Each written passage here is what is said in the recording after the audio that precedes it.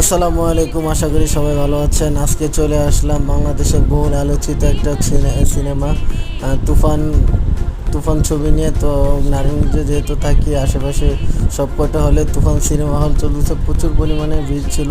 বাংলা ছবির জন্য এত পরিমাণ ভিড়, যেটা আমি এই প্রথম দেখলাম। আসলে এই তুফান ছবিটা অনেক ভালো হয়েছে।